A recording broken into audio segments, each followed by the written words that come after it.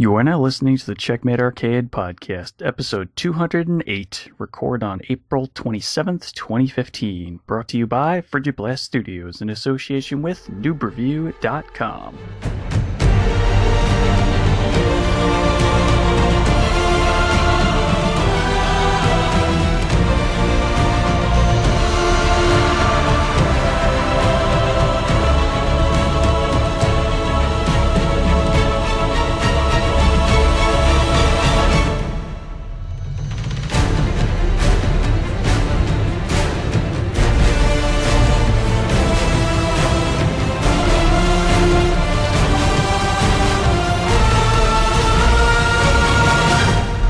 Hello and welcome to the Checkmate Arcade Podcast, your home for quarter-munching fun. And are you ready to rumble? My name is Stephen Boss, the Dark Boss Man. And I really wish Deus Ex was the IDOS game coming out this year and not Tomb Raider. Because, I'd get to play it and it'd be kind of funny to have Deus Ex and Black Ops 3 against each other. I'm MSU Hitman Jason Billingsley. God, those tweets. Oh, God, those tweets. Yeah, bravo to whoever runs Deus Ex's Twitter account. That was very nice.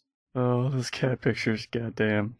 I wasn't even talking about that. I didn't even see those. I was talking about because when the reveal came out or whatever, I guess the teaser before the full trailer, Deus Ex was making fun of them, saying, hey, copying. Hey, thanks for jumping on the bandwagon. Yeah. Hey, bravo, good for you. Oh, hey, guess what? We're doing a complete switcheroo. We're going back to World War II. Yeah, what happened to that rumor? Certainly. I have a feeling there's flashbacks, just like the last Black Ops. Yeah, but I just everybody's trying to be Titanfall, and Titanfall didn't sell that well. It was pretty good, but it was really good. It was linked to a console that wasn't selling well. And then by the time it got to a price where people would buy it, people had moved on. But nothing is played as well as Advanced Warfare doesn't play as good as Titanfall does. Yeah. Stuff I've read seems like Black Ops 3 may not do Titanfall as good as Titanfall does. Well, it's not trying to be exactly Titanfall. That's the thing. And it bleeds way into Deus Ex, kind of, sort of. How far? I mean, with the theme, yes, with the theme, yeah. With the theme, yes. Not quite exactly the same kind of movements. No, but I mean... It's a bit more Advanced Warfare than that. Maybe it's just because I don't get to play multiplayer anymore, so anything single player I gravitate towards, so... because we'll talk about other games, and it's like, it really doesn't have anything single player other than just missions with bots. It's like, why would I buy this? I still am interested to know more. I want to see some gameplay before I make any judgments, really. Well, also it's the fact that I'm going to have to save up my money and upgrade my PS4 hard drive because it's at its limits. I can't jerry-rig it anymore. I've had to delete a bunch of stuff that I have the rights to digitally to fit stuff. I even have disc games that aren't installed now. So it's like, I've got to. Yeah, no, it'd definitely be a good idea, yeah. 500 is just not enough. No, not in this gen. It was it was last gen, but not for this. 1 terabyte is almost not enough in this gen. Oh no! It's 2 terabytes or bust. Yeah, I know exactly. God, even if I had a 1 terabyte in the Xbox One, it would still be bumping.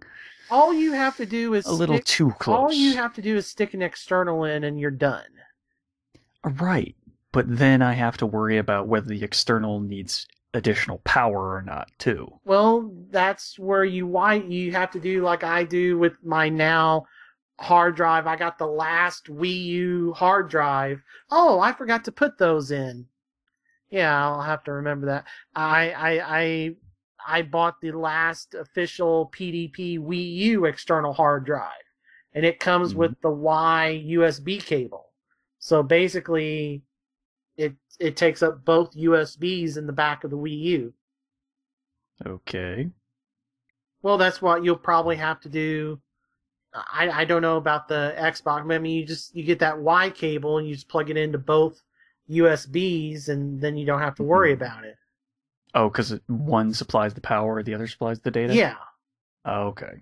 Yeah, that's how that works. Like, if I don't have, I mean, you can Google it and see, but yeah, I mean, basically it's just, yeah, so the two are kind of linked together, and one goes in one port, I'm assuming for the power, and then the other one goes. Yeah. Yeah. So, okay. Yeah. I don't know how it works on Xbox One since I don't have an Xbox One, but that's how it works for Wii U. And like I said, PDP came out with this thing when the system... I mean, there are some USB drives that are just plug it in and you're done with one plug. Right, but it depends on the hardware as well. Like I said, Wii U regardless requires it. So PDP, when the Wii U came out, launched these 320 gigabyte official external hard drives with the Y cable, and they were a stupid price. They were like $100 or 90 or 80 or something. They were. God, I could get a 500 for like less than 50. Well, right, and they didn't sell because one, it's Wii U, and and two, because of the price. But as more Wii U games have come out and there's been more of a push for digital stuff, let's say you wanted to get Bayonetta digitally, or you got that Donkey Kong Tropical Freeze, or you got some free game with the Mario Kart thing, whatever, or you wanted to buy those Wii remake, those Wii games ported to Wii U or whatever. Also DLC now, because apparently Nintendo is finally doing that. Yeah, that's not too bad. Well, yeah, no, those are small. I'm just saying but that's another still, thing. Just from patches, I'm almost to a gig on Smash and Hyrule Warriors. Both of those are taking up almost a gig. So anyway, this hard drive has had several price drops, and now it's down to $36 at GameStop. And I got it. I got the last one in St. Louis. Well, the Missouri side of St. Louis. I think now maybe even the last one period in St. Louis a week or two ago. Yeah. So I had to move the 3 Wii games I bought, and I moved Zelda Wind Waker HD and Mario U onto this external. I kept all the virtual console stuff on the system since it was small enough. Right. Now, can you actually play stuff straight from that hard drive finally? Yes. Okay, because originally you couldn't. You sure? Yeah, originally when the Wii U came out and you were allowed to hook stuff up externally, you couldn't do that. Well, originally. Okay, well, you know what? Because I didn't actually... Let's do a live test real quick. Oh, okay. Because I just happened to have the gamepad here in said bedroom, and let's go to Mario. Sure. I got title screen or loading screen, whatever. I guess it's playable then from hard drives. Yep. And I'm at a title screen. Okay. Well. So there's your answer. Yep. I guess that changed. Yeah. Okay. That's good, because that was kind of weird that they weren't letting that actually work. Yeah, I don't know. They've had a couple of updates. They've had a lot of technical problems initially. I mean, they've had a couple updates, so, to say which update that changed, I couldn't tell you, but... Yeah, I don't remember. But I had to do that, and I actually need to remember I have a couple of days to get my Donkey Kong code, so I need to do that.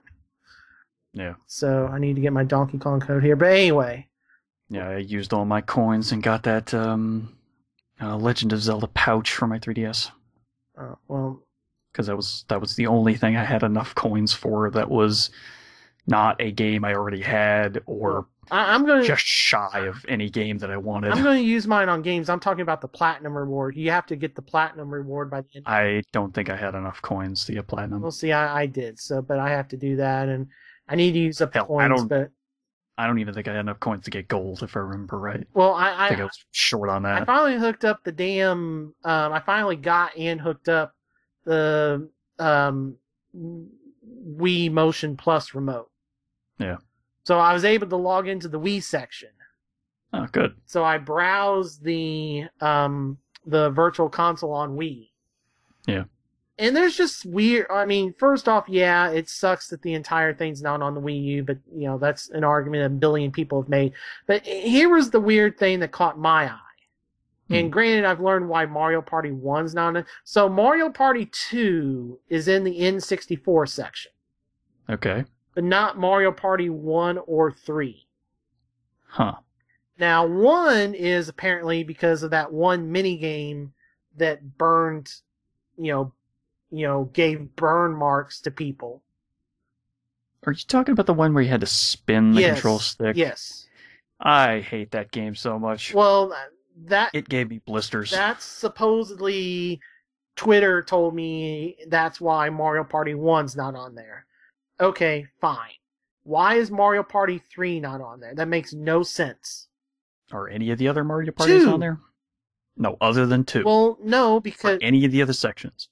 Well, they didn't do GameCube games on the Wii Virtual Console.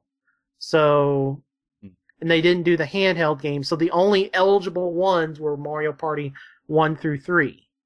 And 2 is on there, but 1 and 3 aren't. I just find that weird. And then, on the NES side of things, Mega Man 1 through 5, plus 9 and 10 are on there, but Mega Man 6 isn't. Now, if that is odd, yes. Like, they didn't put 7 on there. 7's not on the Super Nintendo side. Okay, fine, whatever. But you have 1 through 5 on NES. Why not 6? I don't know. That's a good question. I mean, it's not a thing where, we lost the license of 6, because if they lost the license for Mega Man, they'd all be gone. Yeah. I don't know. It's just... Yeah, I don't know. Because I played Mega Man 5 and 6 a lot. No, I just found that weird. That's odd, yeah. But anyway, we need to get going here. Oh, jeez, yeah. Man, we got sidetracked with Wii U stuff. Yeah. Real bad. Alright, well, let's get into our now playing. So, what you been playing that wasn't on the Wii? Well... Or Wii U? Well, let me finish up Wii U here. I did play a little bit. Oh, you did? Okay. Not a whole lot. I played because I've got the charger by my bed now, and I was playing a bit of Final Fight 2, Final Fight 3, and Vegas Stakes. Okay. I was just like, I kind of want to play something to go to sleep. Okay, let's do these. Yeah. And I tried to see as far as I could get in Final Fight 2 and 3 on one set of lives. I didn't do any continues. And I got Final Fight 3, I got near the end of the third stage, and Final Fight 2, I got to the boss of the third stage and then lost my last life and then just didn't continue. Yeah. It's kind of weird. In Final Fight 2, you get 5 lives and 6 continues. And then Final Fight 3, you get 6 lives and 5 continues. Weird. Yeah. All right. Yeah, I just found that weird. Yeah, that's weird. But yeah, and then I played a little bit of Vegas Stakes, and so just... Yeah. Good old card games. Yeah, I mean, honestly, since the last time I went home, I hadn't hooked up the Wii U. So I was like, okay, I need to hook this up.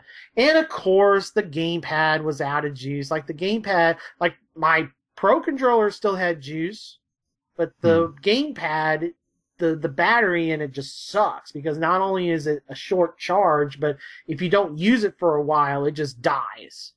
Yeah. It doesn't hold a charge long.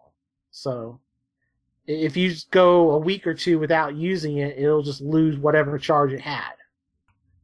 I need to get the extended battery from Nintendo. I just haven't done it yet. Yeah. What kind of batteries can you put in it?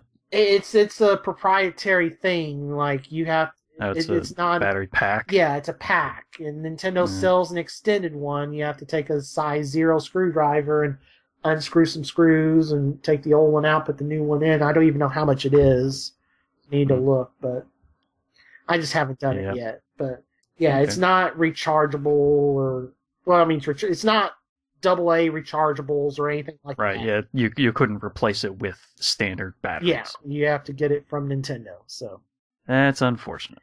Well, at least they offer that. I'm surprised that, they don't do that on 3DS. There is no extendable thing for 3DS. I'm kind of surprised they did it for Wii U, to be honest. I mean, the 3DS battery does last fairly long if you're not using the internet or the 3D. Right.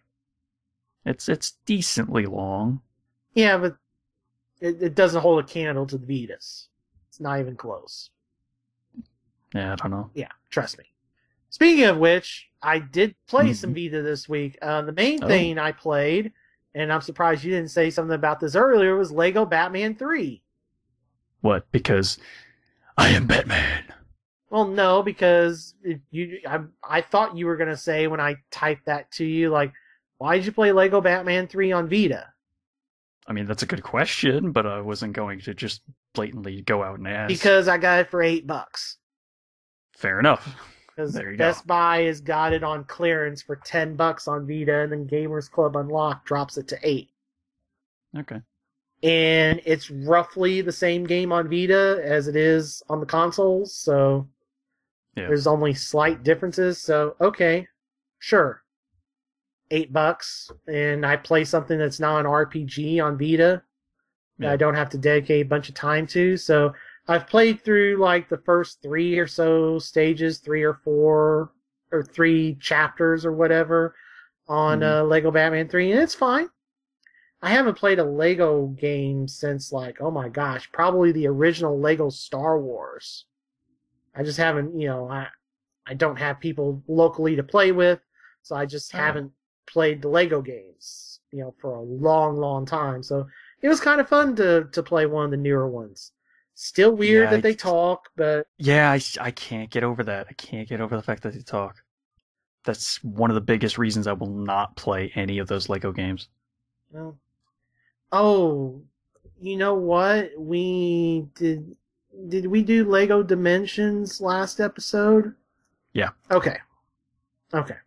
Yeah, well, obviously me and you are not the target audience anymore considering Lego Dimensions, so... Yeah, but... Lego movie and... I mean, the Lego movie might be okay, just haven't seen it. Well, I mean, that leads into Lego Dimensions, too, because it's like all the characters from Lego Movie are in it. Which, that might be fine, but I just can't get over regular Legos talking.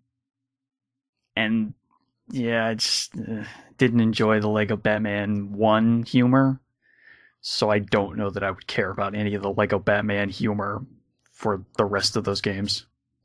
I don't know. I had fun with it. I mean, it was worth the $8 I paid for it, most definitely. It's a lot better than other games for that price. So, yeah, but that's if it doesn't hit my humor bone, my funny bone, then there's no reason for me to care. Yeah, so. I don't know. Anyway, then I played a couple other things on Vita really quickly. Retro City Rampage DX. DX was separate from the original Retro City. Any clue what's different? I think they added some different side quests and tuned some things or something. I don't know. I didn't dig deep enough into the first one or this one to have like the knowledge that I can queue up without Googling it and what the differences are. The only reason I have DX was they put it on a flash sale for $1 or $2. And I was like, well, I got the first one for free anyway from Plus, so I might as well spend $1 or $2 and get the upgraded one. So I've got the Fair enough. upgraded one now, which does have a separate trophy list. A lot of the trophies are similar, but they're not all similar. It's a different list. We'll get into that here towards the end on another platform. But yeah, so I played that a bit. I did the first 2 missions again, and I'm pretty much at the same spot I was with the first one. I just had the Lego Batman is what I mainly played, but I had a very short time yesterday. It's like, well, I have a little bit of time, and I don't want to play one of these RPGs, and I don't want to get into Lego Batman because the long stages can take 30 minutes or longer, and I have under 30 minutes to play here, so I need something quicker. Yeah. And after I messed with that a bit, I went back into Dragon Fantasy Book 1, and I was like, oh, okay, well, I advanced to like the next town, and then it was like, oh yeah, that's why I put this down, because I'm woefully under. I need to earn almost 2,000 gold to upgrade my weapons and armor right now. So I grinded for a bit and got the first piece, and I still need another. I think I need 1,900 now. It was 2,400 to get new armor, new sword, and new helmet. And I got the new helmet. And I need another 1,900 gold to upgrade the armor and the sword. So I was like, okay, yeah, that's why I put this down. Because it's grindy. So that's it for that. PS4, I briefly played Madden last week, Ultimate Team solo challenges. But the main thing I played, and I didn't play it a whole lot, but I did get through the first 2 chapters of the story for Mortal Kombat X. Okay. And the only reason I got this was because Target had a deal on launch week where you could buy the game, and on Xbox One, the season pass, or on PSN, $30 of PSN credit, which is what the season pass would cost, but it was just a PSN card you got sold, so you use it for anything. But anyway, so the game plus $30 of online store credit for $70. Okay. And my old busted iPhone 5, they gave me 54. Okay. So that's the only reason I got it. All right. And I'm going to play for a month, get the story mode beat, and then it's getting traded in for Witcher. Okay. So I played the first 2 chapters of story mode. I was having fun. I really liked the first chapter because it was Johnny Cage, and Johnny Cage was my main character in Mortal Kombat 9. Okay. Yeah, I wasn't 100% sure that you played that. Yeah. I was pretty sure, but I wasn't 100% sure. Yeah, because the online was not good anywhere. It was passable on PS3. That's the weirdest thing. So that game came out with the PSN outage. Remember, it came out the day of the outage. Yeah, and the outage lasted 2 years or 2 months. 2 years. 2 years. Like, 2 months. Well, that's. And what I've learned from watching Maximilian on YouTube and his friends, the online on PS3 ended up being better than the Xbox 360. Like, there was less lag and stuff. I think they seem to prefer to put that. They seem to be putting a lot more work into the PS4 and PS3 versions. Well, NetherRealm previous, right? Yeah. NetherRealm is not doing the PS3 360 versions. That's like high voltage. Yeah. But previously, right? Yeah, which is just kind of weird, that ends up being like that. So yeah, after everybody, it's probably because of the D-pad. I mean, I guess, but anyway, so like. Yeah, I didn't play it much online because it was so laggy. Joe and Kinsey and I were just like, well, this is sucky laggy. So yeah, we never played it online. I mean, I beat the story mode and everything. And then I got rid of it. And then I bought a cheap copy of the complete edition. And just, it's been sitting on the shelf forever. I will say it's been interesting because NetherRealm did adopt the codec or whatever that the Skullgirls dev made that lets PS3 sticks work on PS4. Oh, yeah. So I had the official Injustice Fight Stick on PS3 that I got on clearance from GameStop.com and never used. So once I finally found the right USB cord for it, which was a little bit of a adventure, because it was a specific one. Once I found that and hooked it up. Was it micro mini? Well, yeah, but it was a specific one because it was a smaller connector than what normally goes. Like I had one for PS3 controllers. I have several for PS3 controllers, but they were too big. There was one specific one for that controller, and I found it. Because even though it's wireless, for it to work on PS4, you have to connect it USB. Yeah. So luckily I found the USB cord for it. And I never played Mortal Kombat on a stick. I was always playing it with the fight pad before with 9. So it's trying to get used to a stick. But yeah, I mean, I had fun with it. I would get my behind whooped. I'm not good at it. Like I didn't do the tutorial and stuff. There was like a tutorial, but I just went straight into the story mode. And it was like, yeah, Johnny Cage, okay, great. And then chapter 2 is Kotal Khan. Like, oh, great. Don't like him? I mean, I wouldn't use him. Like he's got these different, like he's got these sun things and powers that you're supposed to do. You know, you're supposed to call down the sunlight and then do something else. And if they're in the sunlight, then it's a more damaging move or whatever. And he's got all these different mechanics that just don't mesh. But I got through his chapter and I'm like, okay, good. I'm on chapter 3 and I forget who that chapter's focused on. It's one of the kids, but I don't remember which one. Is it the one with the bow? I don't think so. Is it the one with the whip blades? I don't know. I quit. I quit before the start of the chapter. Like it was like or like right when the chapter started. I'm like, okay, this will be a good stopping place. Okay. I just don't remember which one it was. It was the 4 combat kids and Johnny Cage, and they're like, oh, we haven't talked to Sub-Zero in a while. We need to figure out what side he's on. So you need to go infiltrate the Lin Kuei temple.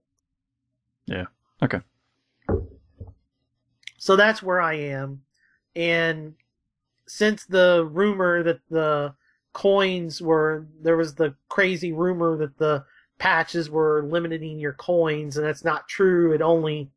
It fixed the exploit to where you can't just repeat things and get the same amount of coins. Like there was an exploit pre-patch where if you just kept repeating, like if you kept doing the same challenge towers or whatever, you would get the same amount of coins each time you beat them. Yeah. It's not supposed to be that way. It's supposed to be you get less coins when you go through something the second time. Right. So once that was all debunked and everything, I went ahead and got the game, and I played it the one night, and I just haven't played it since that much because I played something we'll get to here in a second, the majority of the time I've had in the last 2 weeks. But Mortal Kombat X 10, I'm just going to call it 10, whatever. Yeah, no, it's because it's the 10th. Yeah, well, you're not supposed to call it that, but... It's 10. I know! We're just going to call it what it is. Okay. I'm perfectly fine with that. But yeah, I mean, it's a really good game. You would hate the story mode. Why is that? Because there's quick time events in it. Yeah, I saw some of it. It doesn't look that ridiculous. It's not that ridiculous. It's like one-off stuff. Well, no, I mean, it's stuff, it's in every chapter, and you have to successfully do them all to earn more coins. Like, I did... Right, but it's only one-off times when they'll do it during a cutscene. Well, I had a string. They'll go in like strings of like with Kotal Khan. Like I got into a fight with Kano in the chariot, and it was a string of like 4 to 6 of them. It was like a bunch in a row. So, well, from what I saw, it doesn't really matter if you fail. It doesn't matter to like characters don't die or anything. But some of the dialogue changes, and you get more rewards for doing them all correctly. Like, I didn't miss a single one with Johnny Cage. So I unlocked the Special Forces set of title card and everything. And now I get more bonus coins for everything I do. Yeah. So there are rewards for doing it perfectly. There are there are like title cards and things that increase the amount of coins you earn for doing the cutscenes properly. So. Right, but you don't just straight up, game over. Right. If you miss one. Yeah. There's nothing like that. Yeah. Speaking of which, my favorite characters post-reboot are, the Cage family. Mm-hmm. So I chose Special Forces in that, in the faction war? The faction war. Oh, boy. Yeah, I'm like the 4%. Yeah, you maybe chose the wrong faction. I don't care. I'm just saying. That's fine. Maybe the wrong faction. That's fine. Whatever. I like the Cage family, so I roll with them. Okay. All the Sub-Zero wannabes, fine. And Sub-Zero used to be my favorite. Well, I mean, you can use any character with any faction. I know, Doesn't matter. I know, but they're my favorite group post-reboot, so that's the group I roll with. If that's the least popular one, oh well. Alright, let's move on to 360. I put in half an hour of the Fast and Furious Forza Horizon 2 thing. Oh, did you like Luda talking to you?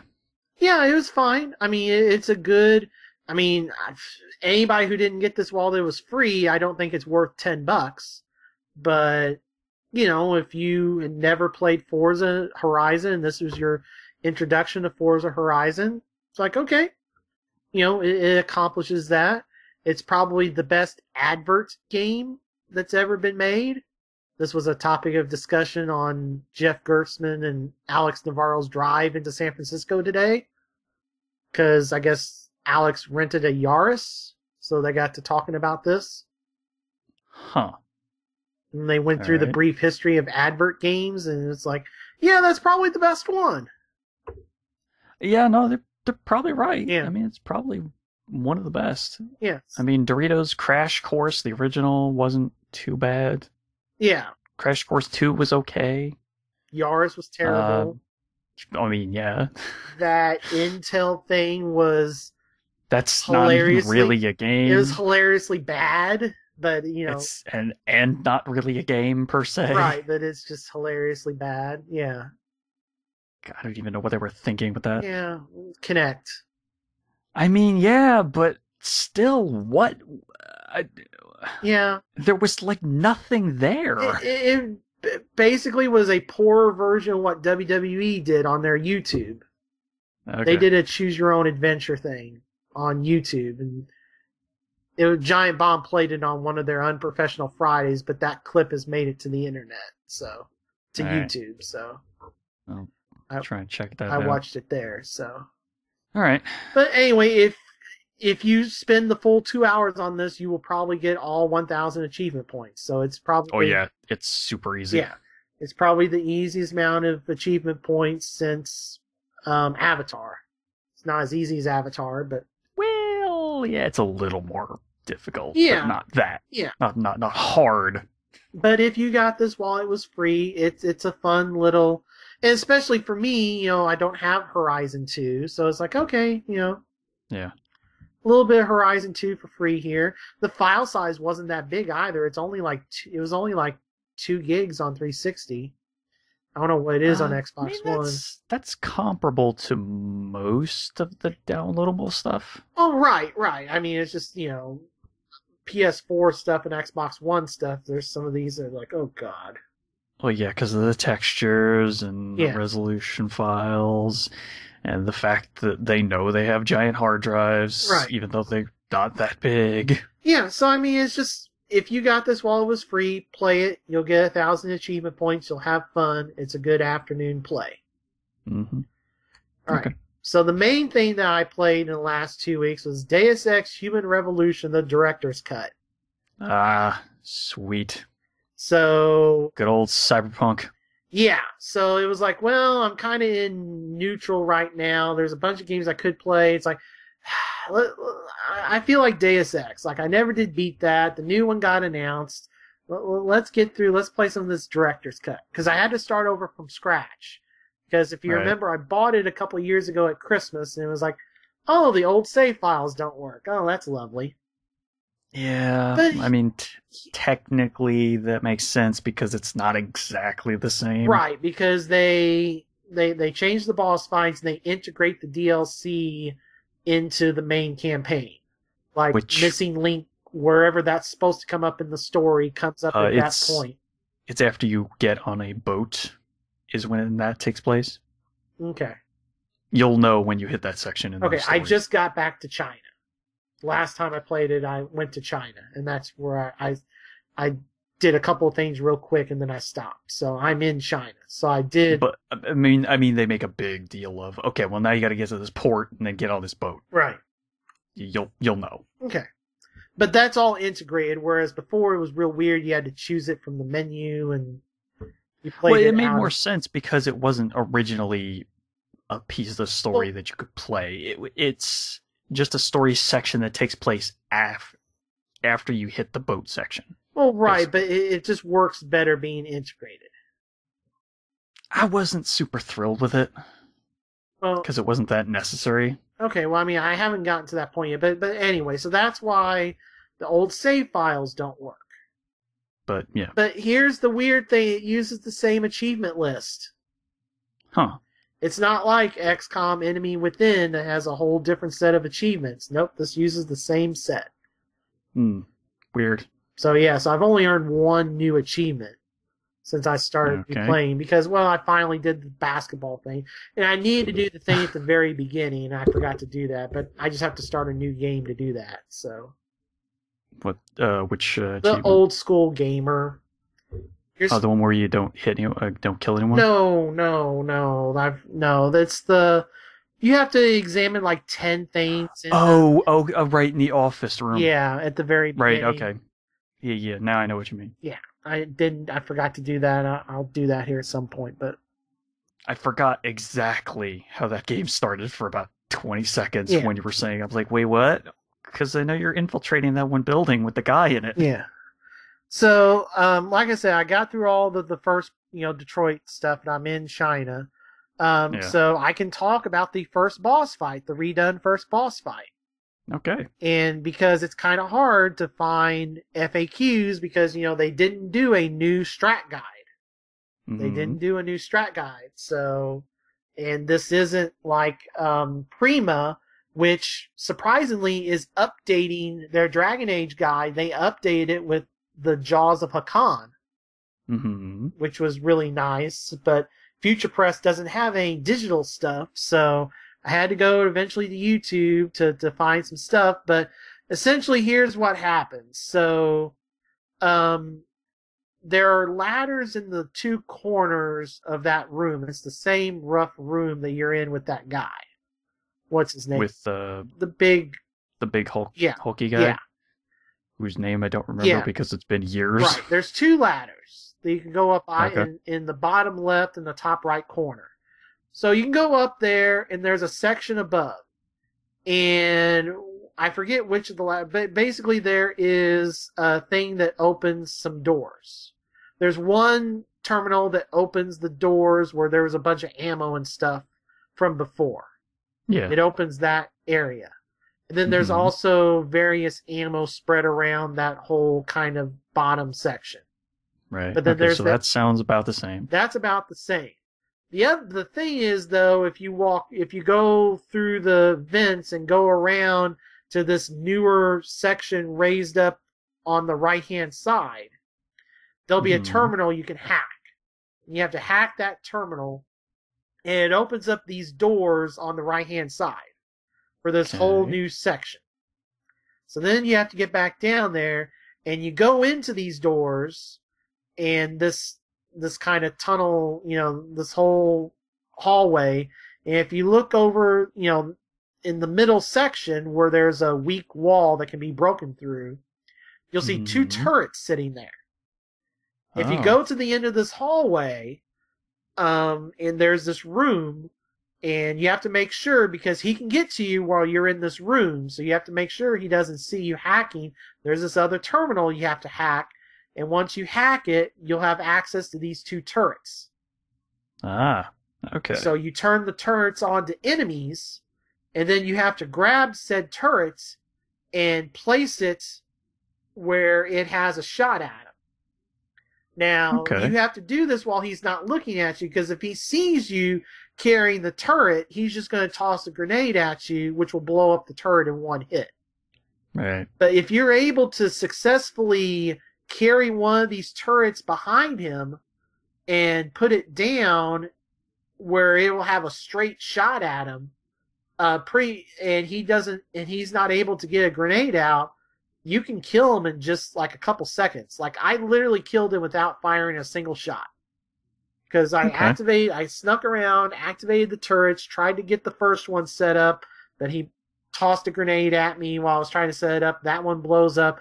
I grab the second one, I'm able to plant it behind him, and he starts coming back around, the turret sees him, and it starts, firing at him, and he's firing at the turret, and a couple seconds of direct fire from this turret, and I get the cutscene where he dies. So I didn't have to throw a single barrel or fire a single shot at him. A bit more choice. Yes. Right. You can do straight combat with him, sneaking around, taking shots at him from cover. The barrels are still there, so if you want to try to throw the barrels, you can. I'm still going to guess that the absolute easiest way to do it is, once again, the Typhoon system. Yes. Yeah, I see. Because that kills every one of the bosses. Yeah, I haven't gotten that yet. I need to get that before the second boss, but... Yeah, if I remember right, that just makes all the boss fights kind of trivial when you can hold more than one Typhoon shot. Yeah. I will get that eventually here. I mean, I was upgrading other stuff. Like, I got the Icarus thing because I was sick and tired of dying when I miss a jump, so... I got the Icarus thing. So, but yeah, I'm having a lot of fun with that. And really, when you get through Detroit, that's kind of like a full third of the game. Like, I mean, there's not as many side quests and stuff later. So I could probably, if I wanted to, get this beat before Witcher if I dedicate enough time to it. Yeah, okay. But yeah, I had a lot of fun with it, and it's good to, be back in that world. I mean, that was just a really, really, great game from 3+ years ago now, and yeah, and it was 2010, August 2011. August 2011. Yeah. So great game. Yeah, great game. It's on the new one's on the cover of Game Informer this week. That's kind of why they did the announce thing or this month, I should say. So that's why they had the trailer for it. Don't worry, they're doing the boss fights in house. They learned their lessons from Human Revolution the first time, blah, blah, blah. So it's an interesting feature if you have access to Game Informer. It might be on the website by now as well, too, so just read that. Okay. Seems interesting what they're doing with the story. Yeah, okay. Yeah, can't wait for that. Like I said in the intro, I wish that was the Oddos game this fall, because I doubt they're going to do that and Tomb Raider in the same season. This Deus Ex smells like March to me. But we don't know when it's coming out. Yeah, we don't know, but I'm just saying that we know supposedly Tomb Raider is supposed to be for this holiday, because Microsoft touts it all the time. So I doubt that they would have another Eidos game compete with it. But, maybe we'll find out some details in the news, because Square Enix might be talking a little more than usual. Maybe. But that's the news. We're not to that point yet. I get the feeling we're mostly going to know more about Final Fantasies that don't matter anymore. But that's just my guess. Well, I'll say my piece of that story when we get to it. But now, Steven, what have you been playing? Oh, a whole lot of Dragon Age Inquisition. Yay! Whole lot of it. Mm-hmm. To the tune of I'm well over 90 hours. You played it more than I have. Yep. Basically what I've been doing over the past couple days was running through the Hissing Wastes. My God, the Hissing Wastes is so boring. Is that There's nothing there, and it's just a desert at night. Yeah, I haven't done that yet. Oh, it's so boring. And there's like certain sections or certain sections of that are toxic, right? No,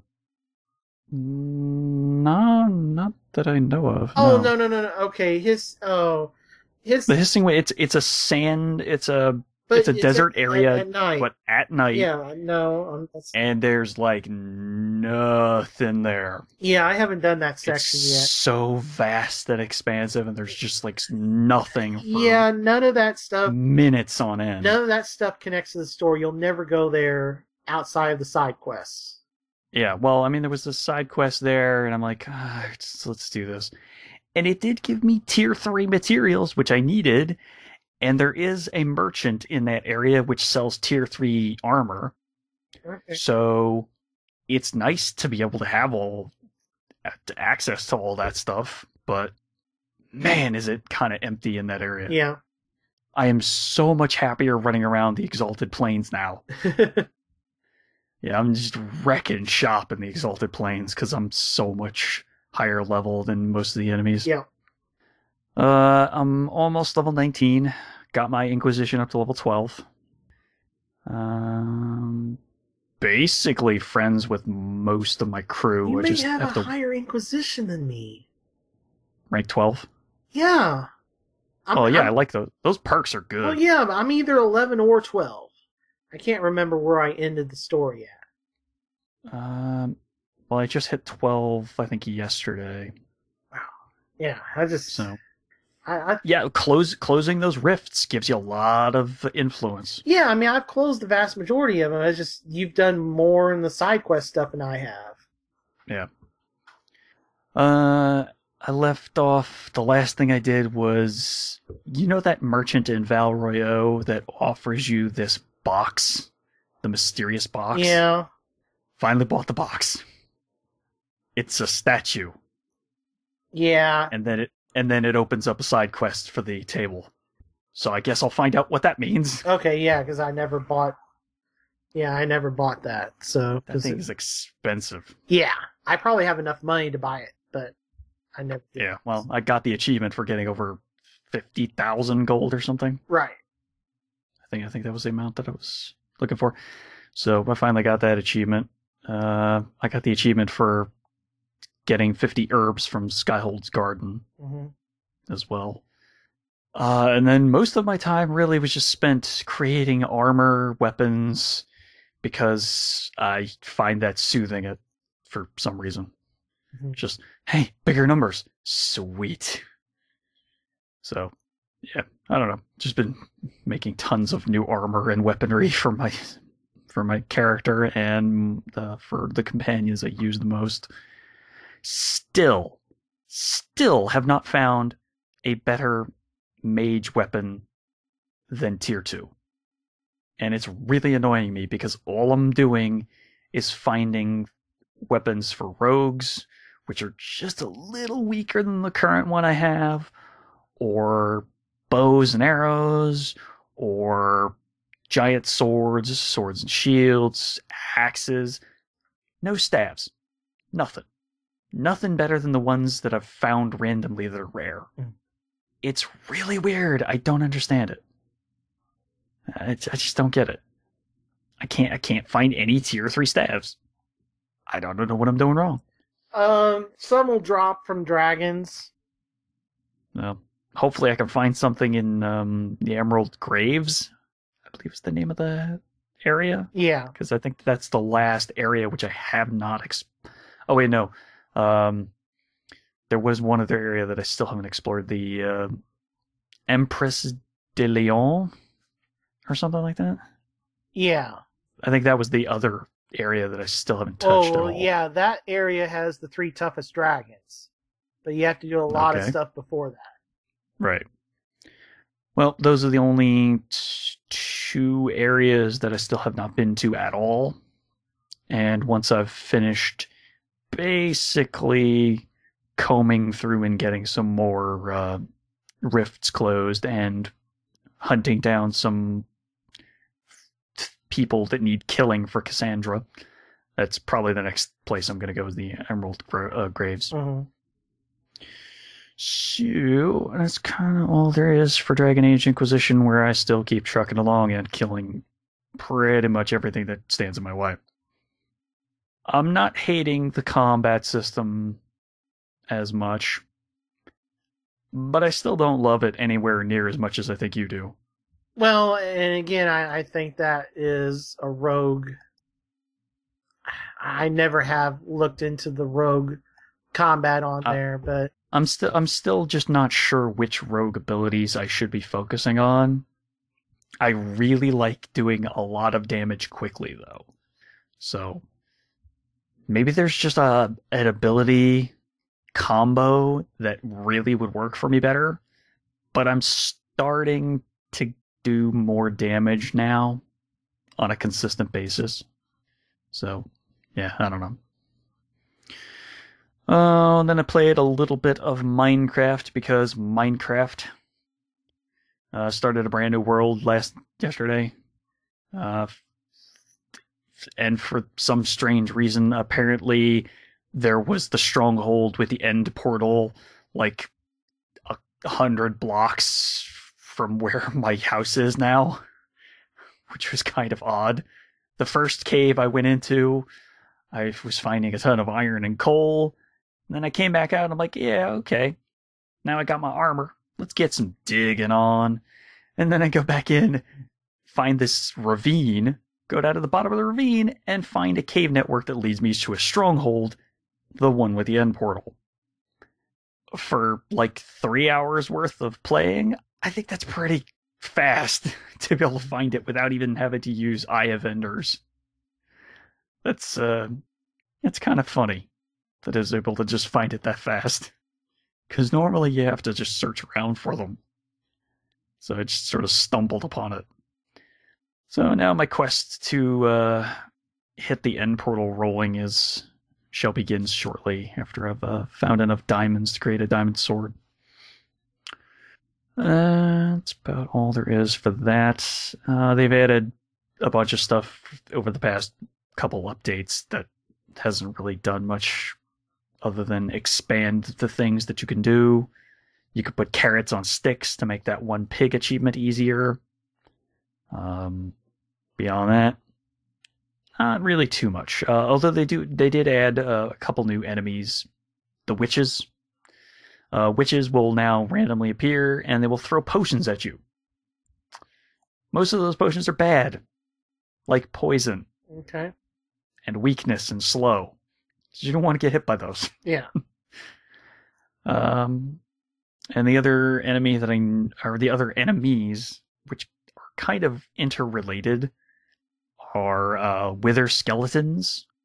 Those appear in the Nether, in Nether fortresses, and they will drop Nether skeleton skulls, and the Nether skeleton skulls can be used to create the Nether boss enemy. So, now I've got 2 goals. Kill the Ender Dragon, and then enchant a bunch of stuff and go and kill the Nether, or the Wither. So, we'll see how long it takes me to get to that point, but hopefully there isn't another update that makes me restart. But, hey, I enjoy Minecraft. I don't mind restarting. It just makes it so that I have to start from scratch, that's all. Right. And I don't have to restart. I could just keep going, but I'd rather restart if there's a brand new update. It's a preference. Alright, so let's see. Alright, first up on the new stuff was I played the demo for Monopoly Deals, like I said last week I was going to do. Man, that's complicated. And not exactly in the good way. Yeah, I've not heard good things about it, so. Well, it's trying to make the board game into just a card game. Yeah. And it kind of works a little bit, but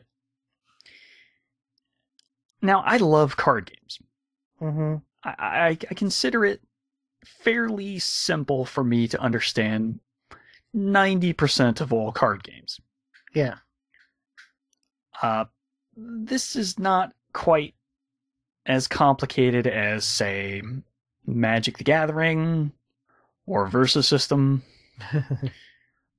but it's complex in so much as it doesn't make sense.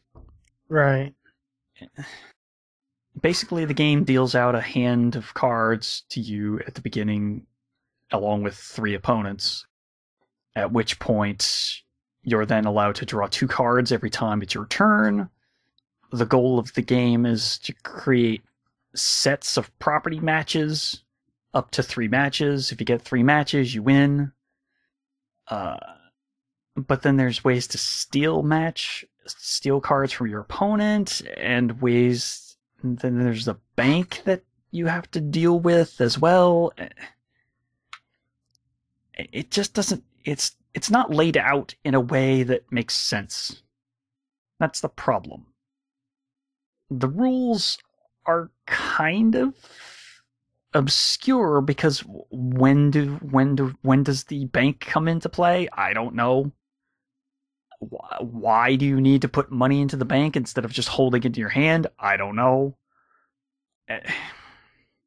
It's just convoluted. Mm-hmm.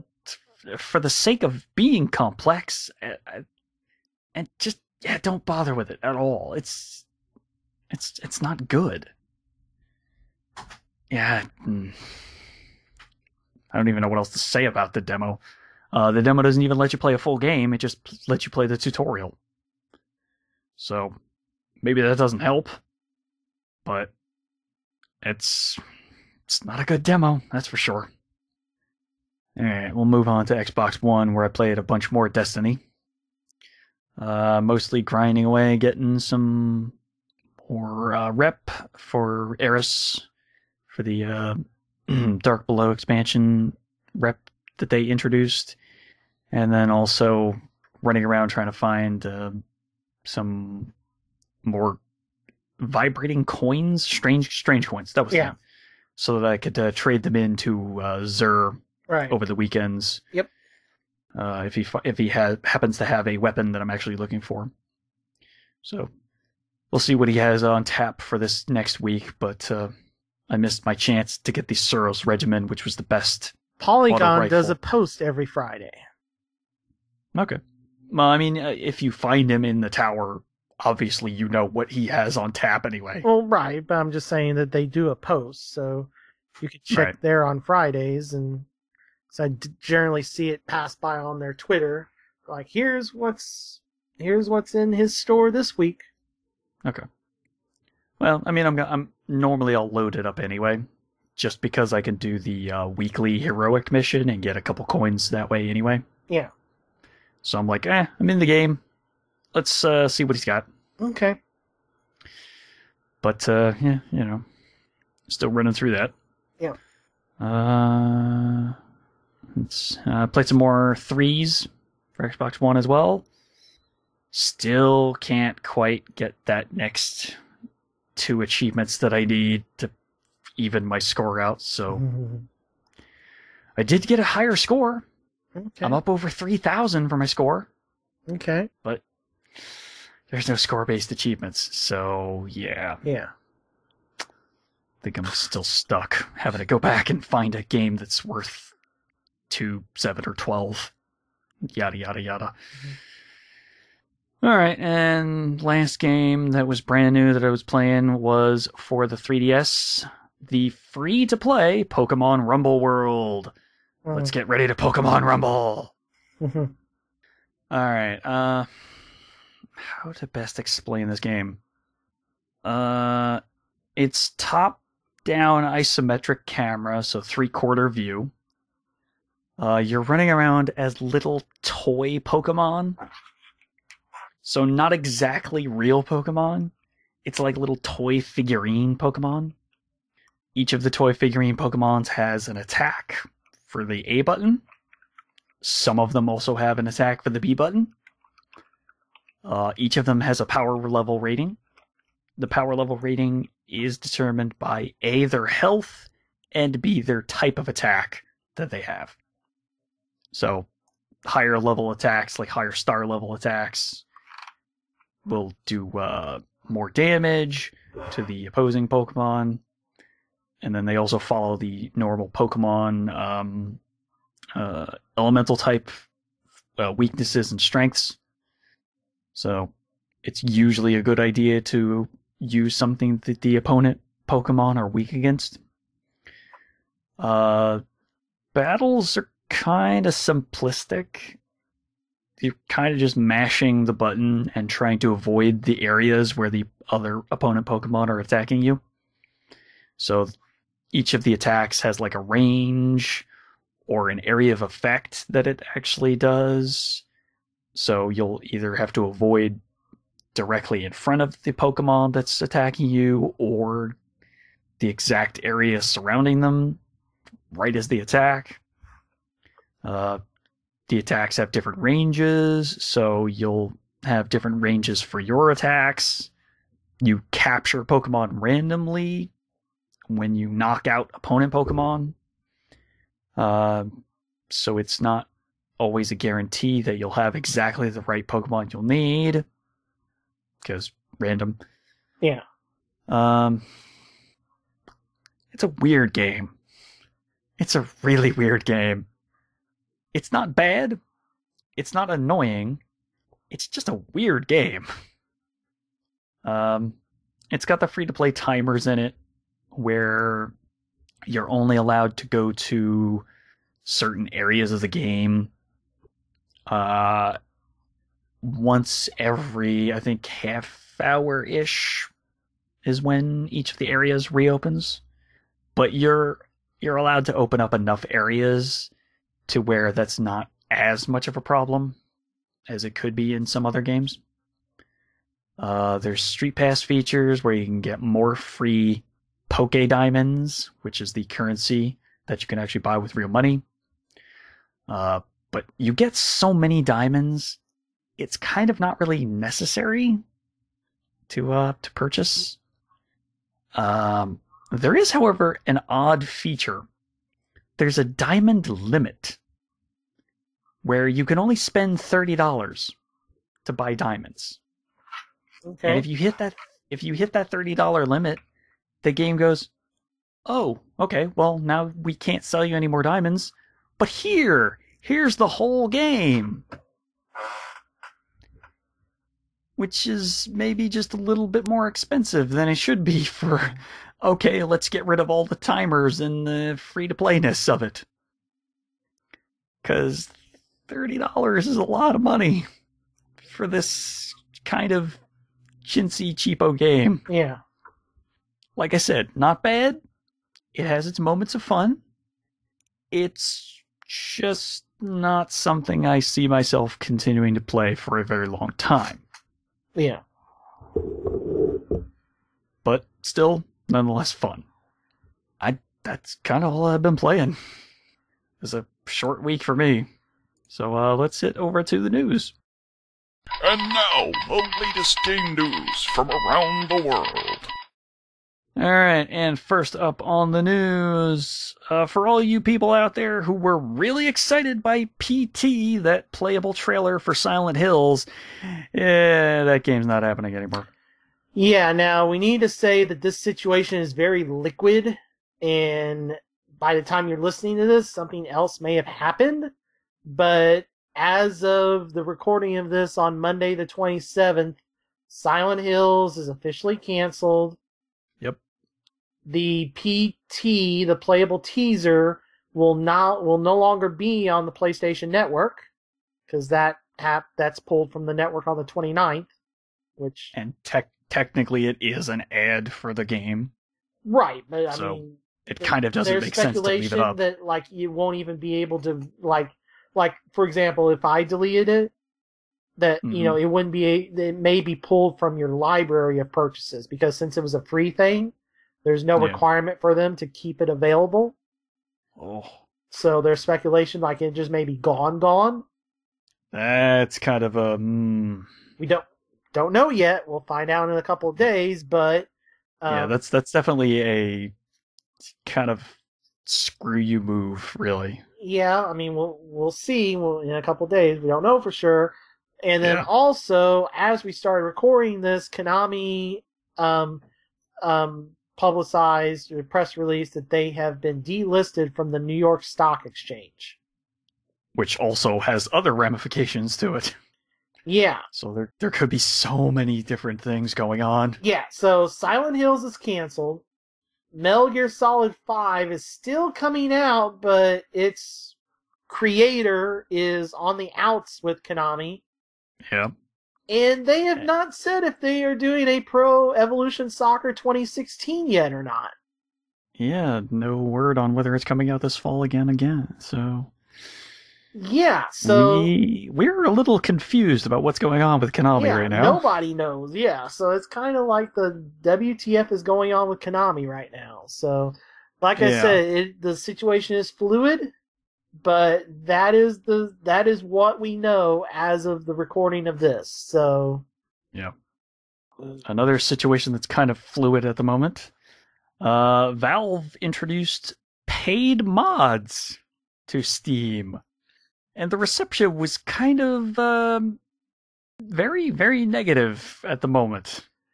So Gabe Newell went on to Reddit, I believe, right? Yeah. And was doing a Ask Me Anything, and a lot of people were asking him about said paid mods, to which he goes, well, if it doesn't work, we'll dump it.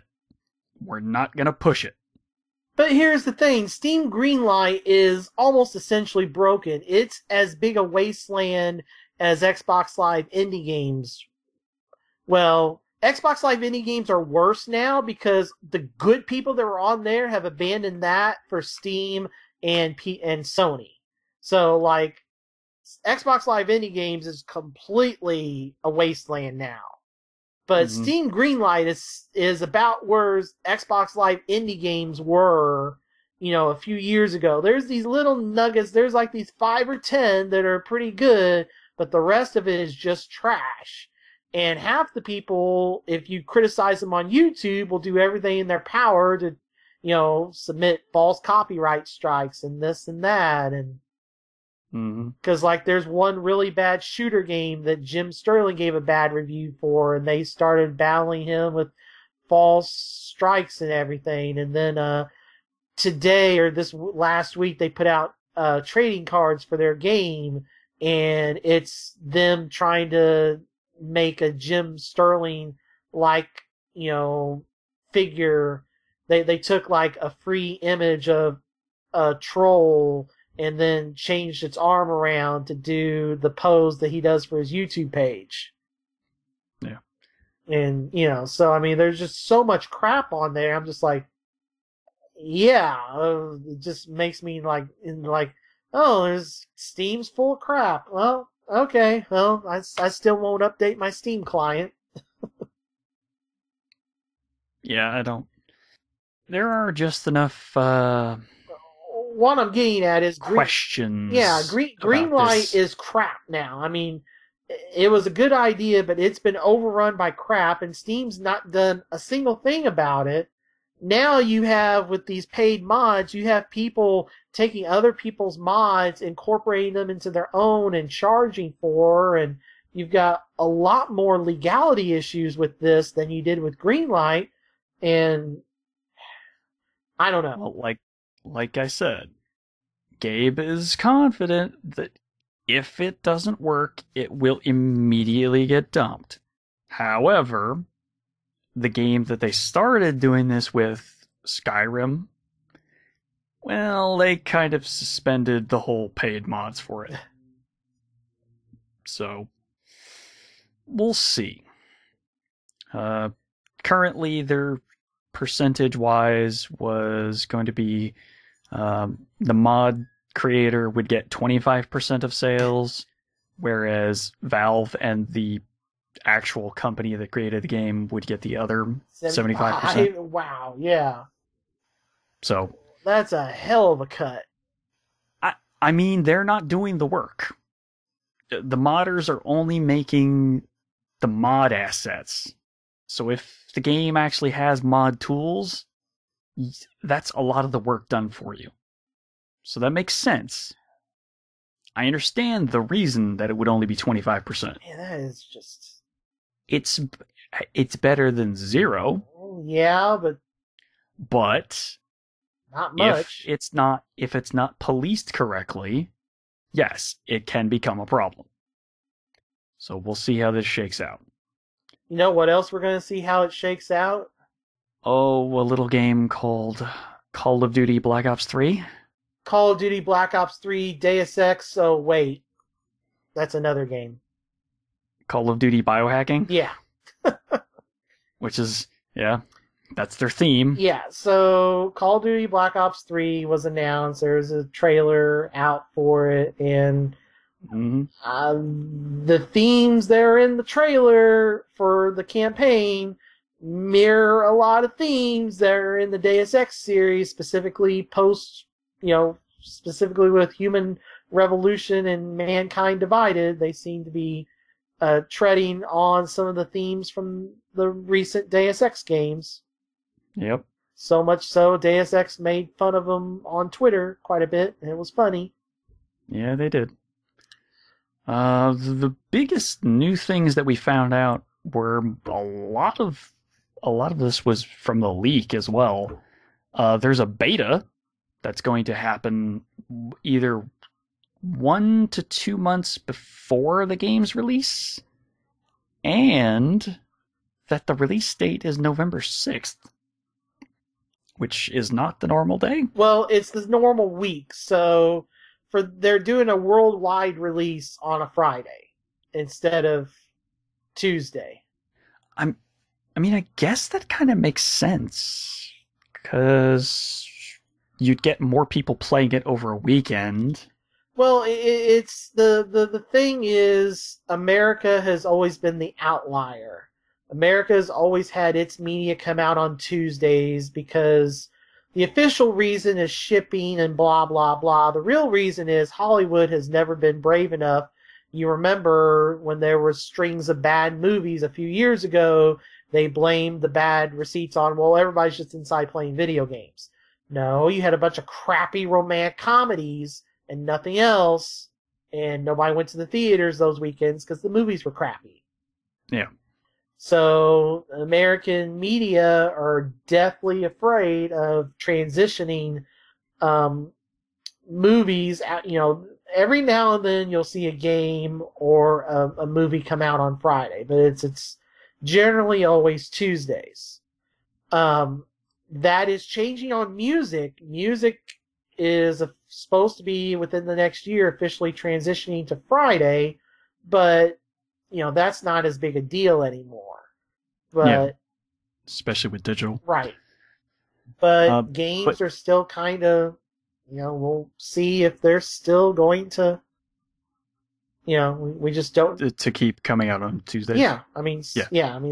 So this is significant that it's changing. The fact that they're doing a beta.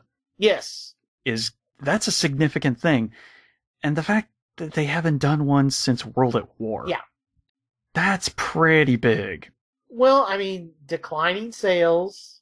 So Activision's looking at Treyarch to reignite, because... Reignite the fervor. Yeah, because Black Ops and Black Ops 2 are still the most popular Call of Duties being played on 360 and PS3.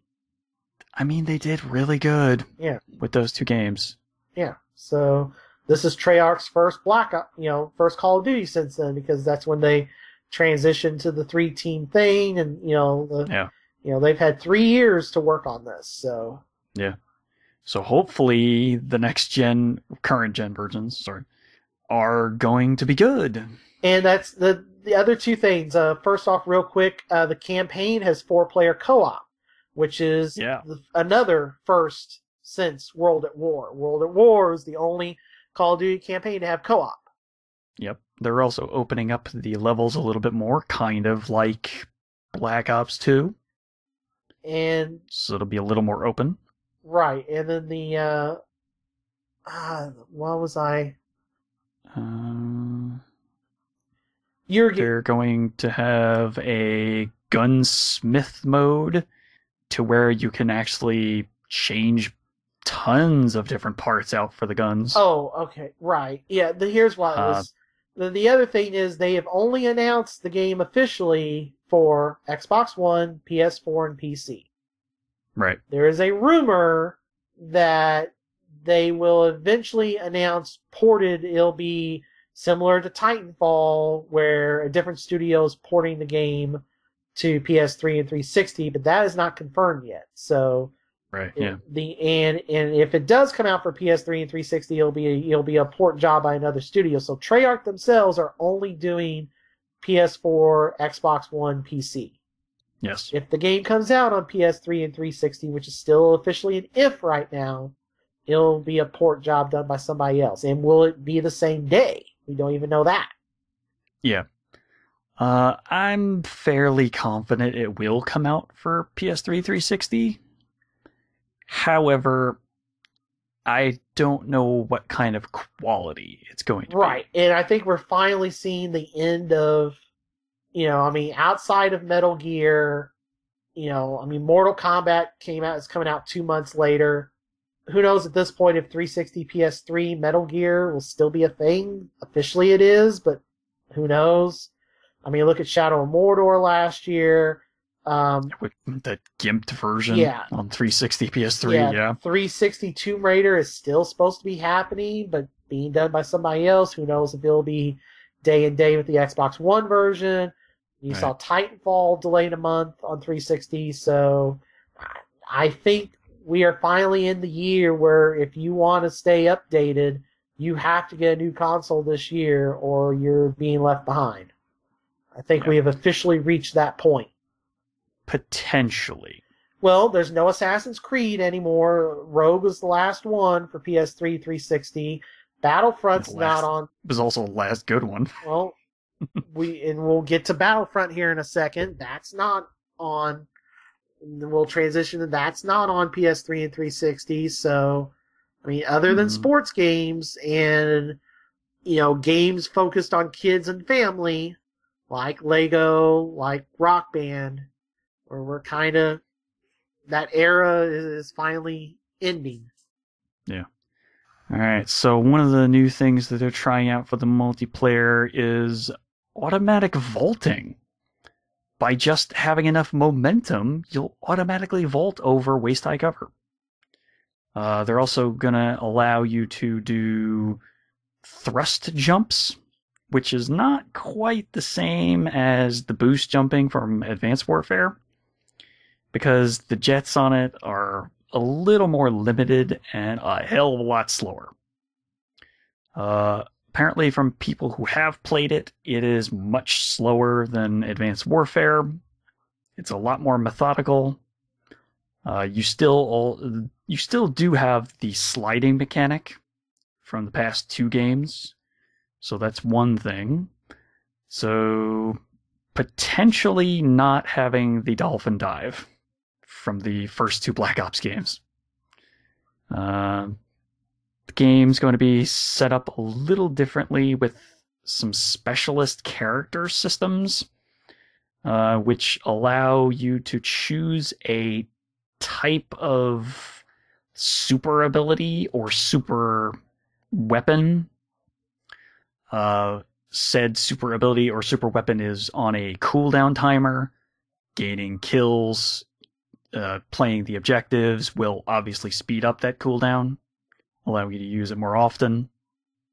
Those are kind of things like a Gatling gun, abilities to move extremely fast for like 3 or 4 seconds. A really weird ability on one of these characters, which allows you to rewind time, which sounds insane, and I have to see for myself before I make any judgments. So I'm gonna say they're doing some work on it. Plus, they're also including zombie mode, and because zombies. Freaking zombies. Zombies. All right, but I mean, we'll certainly see more about this at E3, and there's the beta coming for it. So, but there are other games that will be competing for your multiplayer dollar this fall, such as Star Wars Battlefront. Yeah. So the big thing with Battlefront, there is no campaign mode. There are offline missions against bots, but there is no campaign. So this is primarily multiplayer only focused. There are 4 different planets to start off with. There is a 5th planet, the one from the new movie. If you pre-order the game, you get access to that planet on December 1st. If you do not pre-order, you get that planet on December 8th. The game is coming out on November 17th, about a week and a half after Call of Duty, so the last Tuesday. Well, the last major release day before Black Friday, because not anything ever comes out the Tuesday of Black Friday generally, so it's kind of the last big release date before Black Friday. I think they're doing that to try to get it as close to the release of the movie as possible. Yeah, exactly. And then that's why the DLC planet is timed the way it is as well. There are 2 versions of the game. There's a $60 version, and much like many of the recent EA games, there'll be a $70 deluxe edition, which is just digital content. It will give you 2 exclusive emotes and 3 weapons, one of which is Han Solo's gun. I mean, that's a pretty good DLC bonus. Yeah, for $10 more. Another thing that got people up in arms, there are no space battles. You still have X-Wings and TIE fighters fighting in the atmosphere of the planets. Mm-hmm. Flying, but but no actual space battles. I mean, it makes sense. Where would you rather have a dogfight? In a canyon filled with a bunch of rocks that are big hazards for you, that you have to avoid, and that your opponent has to avoid, or space? I'm gonna go more towards the random canyon or forest or something where there's things that you have to avoid and pay attention to. Because it makes it a little more interesting. You can have very fun space battles, but I would rather have something that's in the way and have some actual tactical maneuvering. And related to that, the player cap per match is 40, so the biggest match you can have is 20 versus 20. And that's still a lot of people. Yeah, I mean, the older one, I think you could get closer to 60 or 64 or something. So, I don't know. There are female stormtroopers, because why wouldn't there be? There are the playable hero characters that can unlock for brief periods of time. The only 2 announced so far are Darth Vader and Boba Fett. Mm-hmm. And of course, we'll probably see more of this game at E3 as well, specifically EA's press conference. Yep. There are, however, no classes like Battlefield. Yeah. So you'll be able to build your soldier as you see fit. And you'll be able to choose between first and third person and change on the fly with a button press. I don't know why you'd need a button press for that. Maybe. I mean, that seems kind of odd. Maybe you prefer first person on the ground and third person in the vehicle. Then why not just have that be a toggle for the options menu? Third person vehicle, first person on foot. Kind of like GTA does it. Well, maybe you don't always want to be first person. Maybe if you were in a crowded environment or something, or like if you were out in the open and you wanted a bigger view of the area, you go to third person. It's just nice that that's an option that they kept. I never played these on. It's interesting. Yeah, I never played these on PS2 and Xbox One, but they have very vocal fan bases behind them. So, I mean, we'll see if... I mean, DICE's track record is not the best. I mean, Hardline did all right. I mean, that's visceral, but with DICE's backbone on the multiplayer. So, I mean, we'll see. Yeah. Maybe some servers will be freed up since EA is closing these 4 free-to-play games on PC. Yeah. Basically, they're free-to-play stuff on PC that's not Old Republic, so read stuff that's not making them any money. Both free-to-play Battlefield games, Heroes and Play for Free, along with FIFA World and Need for Speed World, are being shut down. Adios, Battlefield Heroes. We had a good 2 weeks together back when you first came out. Right. And I was not thrilled with you, so never played you again. Bye-bye. They will be closed on July 14th, so if you still have them, and you still have money in them, I would go spend that money. Yeah, because it won't be refunded. Yeah, no. Not really a good way to transition to this. Well, speaking of old games. Yeah, old games. There's your transition for you. Thank you. GameStop is debuting a test pilot program in New York City and Birmingham, Alabama to accept the trade-in on the most popular retro games and systems and accessories. Now I have to ask. Uh-huh. Why Alabama? I get New York City. Actually, New York City to me is the one I don't get. Huh. Because there's to me there would be more Birmingham because it's the South. It's one of the biggest cities in the South. There may not be as many mom and pop shops maybe. New York City has a lot of, independent gaming stores in it. And it's an area where there wouldn't be a lot of people, I wouldn't think, that would have Nintendos and Super Nintendos laying around gathering dust. So Birmingham I get more than New York, but anyway, so it's a test pilot program. They just started accepting the games, the systems, and first-party accessories only for said systems. And it's pretty much just the most popular one. So it's going to be NES, Super NES, Genesis, PS1, N64, and Dreamcast. I think that's the 6. Yeah. Yeah. So this kind of goes along with their PlayStation 2 trades that they've been accepting for a little while. Yeah. None. Does that include PS2 games? No, is the system only. That doesn't make sense. Yeah. Well, because GameStop was still sitting on a crap ton of, they were sitting on a crap ton of PS2 games, most of which have been destroyed now. But yeah, that's what I'm saying. That doesn't make sense. Why they're not accepting any PS2 games. The thing is, there's more people with PS2 games, and then they don't, because unless you have a working 60 gig PS3, you don't have a way to play PS2 games. So fair enough. I guess. I don't know, but it's a test pilot program. Nothing traded into the store will be sold at the store. Anything traded in is sent to GameStop's refurb factory in Texas and will be sold through the website. Yeah.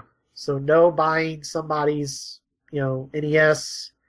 And I highly recommend you seek out, I don't know if he's done the clip of it yet on YouTube, but Pat the NES Punk on his podcast really tore into this idea of GameStop doing this and brought up the for real worry of what if people start dumping tons of fake Earthbounds and Little Samsons and stuff like that, and fake games start flooding GameStop's website, because the games are not played when they're traded in.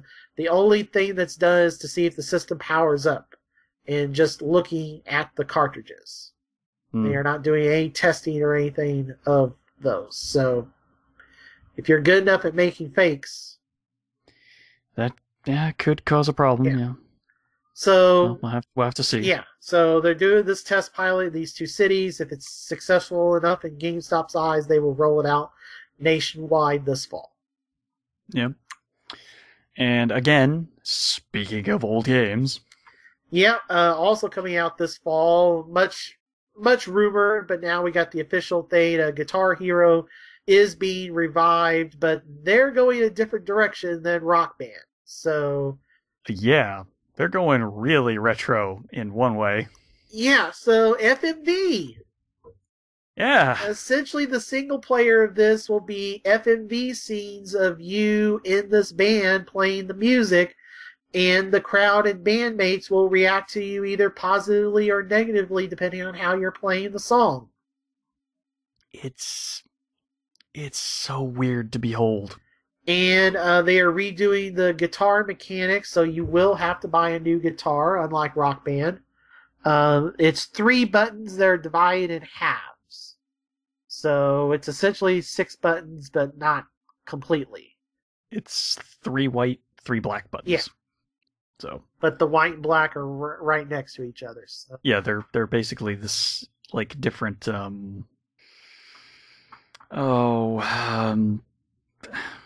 like different chords for when you're moving your fingers back and forth on the plastic guitar. So, so I mean, and then when you're playing 2-player mode, the background is music video for said song.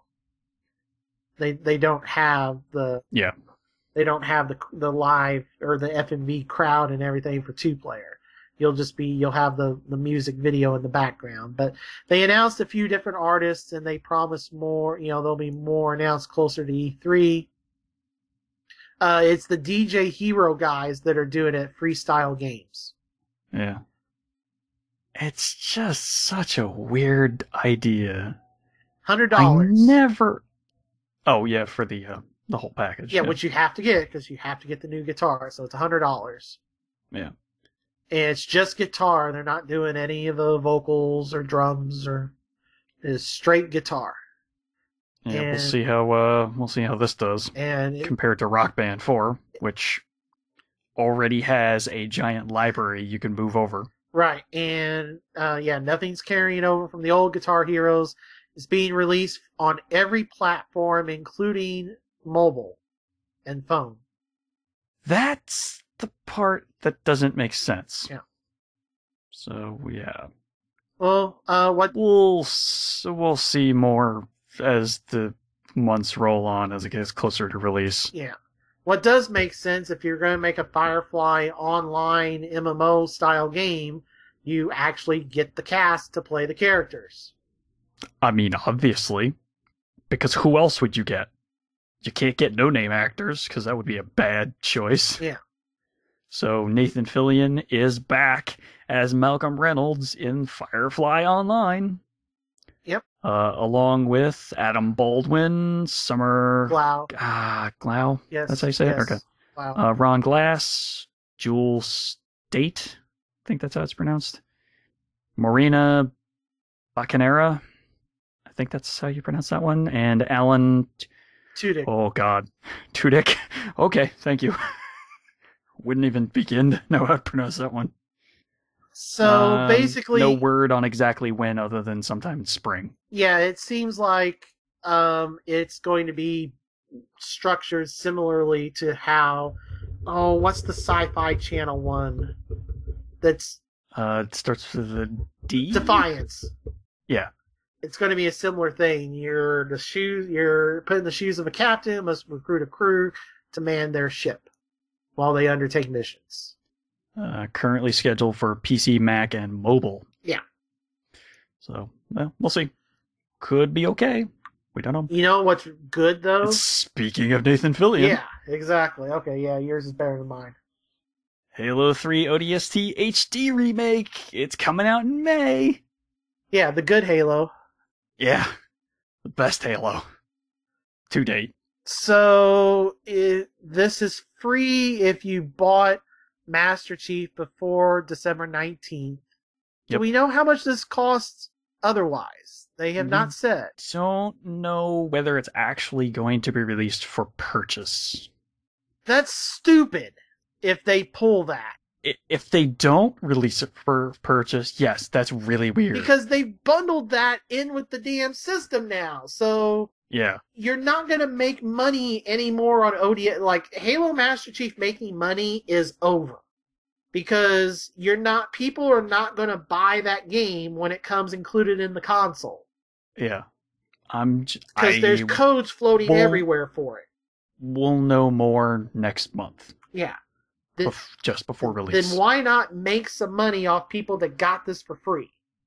Yeah. I mean, look at Last of Us. Last of Us has got a bunch of stuff for the multiplayer that's not included in Remastered. It's little tiny stuff, but if you want it, it's there.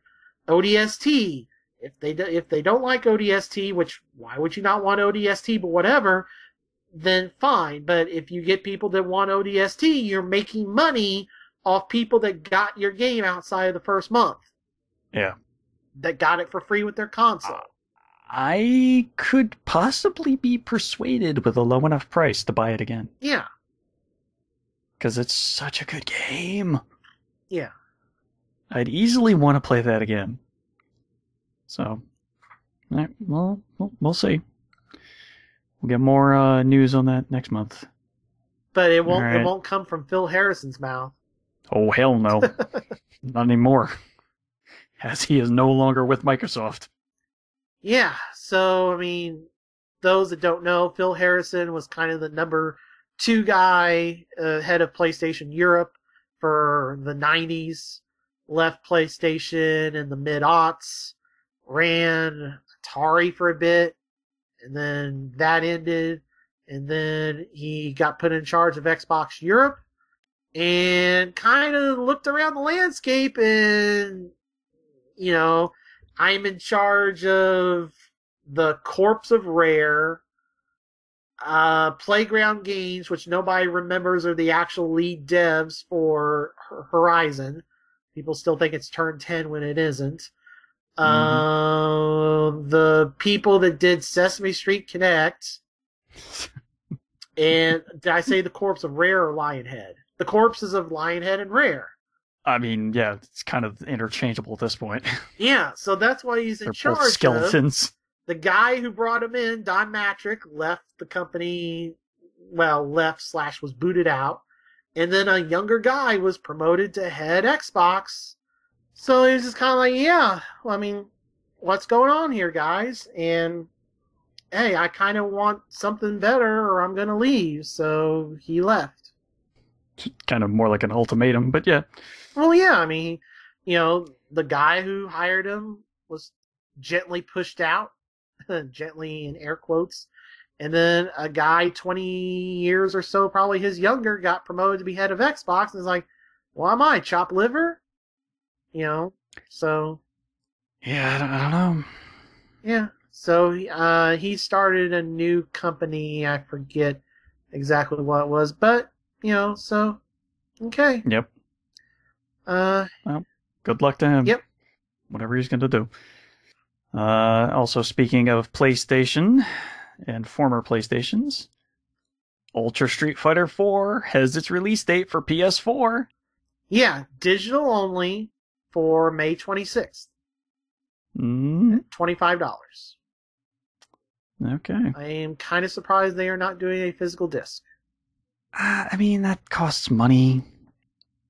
Capcom's not exactly made of money at the moment. Yeah, because they stopped putting out games that most people want. Well, other than Street Fighter. Well, and other than Resident Evil, but I just, you know, that's debatable. Well, whatever. Up to Resident Evil Revelations 2, that was debatable. But it's easier for tournament people if it's on a disc versus a download, and I just, you know, whatever. But yeah, still, it's a decent price for a game that's not already on the console. Yep. And that is the system of choice for it at Evo. It is being played on PS4. Yeah. So, and they promise that they have removed the slight input lag that was present in the PS3 version. Oh, okay. That's good. Do we know if there was input lag on the 360 version too? No, there wasn't? No. Okay. It's always been a PS3 thing. That engine, weird, that engine, because it was that in Ultimate as well. Huh. That was the big change from when Ultimate last year went to 360 instead of PS3. Oh, it removed the lag? Yeah, there's that engine that they used had slight input lag on PS3, always had. Okay. So that was the big thing when they changed over to 360 last year. Okay. All right. Well, there you go. Yeah, I never came up with a good transition for this one. Speaking of release dates. Yeah. Haha. Blizzard has announced its latest release date for Heroes of the Storm. It will officially arrive for public use on June 2nd. It is getting ready to get into open beta on May 19th. It's been in closed beta for a while, and even last night on the 26th, a competition between players representing various colleges was shown on ESPN2. Yeah. Which and people were not happy. Yeah, but the godfather of this podcast was, because he was the one in charge of running that event. Oh, wow. Yes. Sweet. Good for him. Yeah. Yeah, he said him and his team had been working for 2 weeks to get that ready to run flawlessly, so...